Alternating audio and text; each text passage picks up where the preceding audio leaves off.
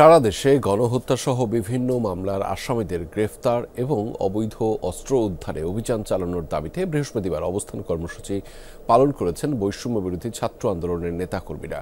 বৃহস্পতিবার মধ্যরাতে তারা অবস্থান নেন রাজধানীর মিন্টো রোডে, যদিও পরে উপদেষ্টা আসিফ মাহমুদের আশ্বাসে কর্মসূচি প্রত্যাহার করেন তারা। অ্যান্টিঅক্সিডেন্ট ও ফ্লেভোনয়েড সমৃদ্ধ ফ্রেশ প্রিমিয়াম টি এক কাপে কাঁপিয়ে দিন।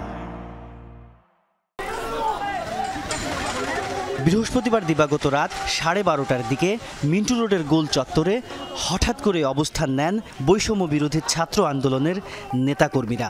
নেতৃত্ব দেন সংগঠনের মুখ্য সংগঠক আব্দুল হান্নান মাসুদ। বাংলা মোটর থেকে রওনা দেন শিক্ষার্থীরা। প্রধান উপদেষ্টার বাসভবন যমুনার সামনে যেতে চাইলেও পুলিশের বাধায় মিন্টু রোডেই বসে পড়েন তারা। গোটা বাংলাদেশে সাঁড়াশি অভিযান পরিচালনা করতে হবে এবং যত অবৈধ অস্ত্র রয়েছে সেগুলো 24 ঘন্টার মধ্যে জব্দ করতে হবে।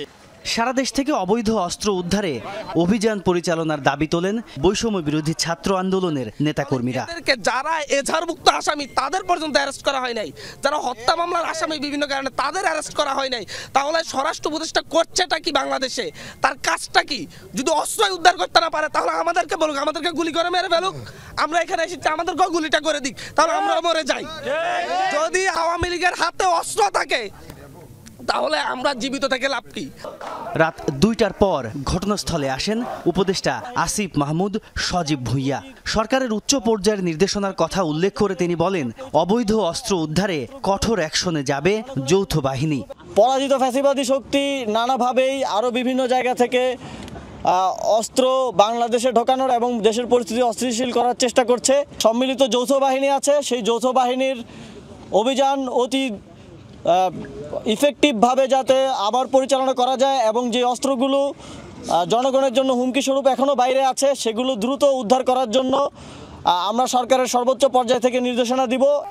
উপদেষ্টার এমন আশ্বাস পেয়ে অবস্থান কর্মসূচি থেকে সরে আসে বৈষম্য বিরোধী ছাত্র আন্দোলন।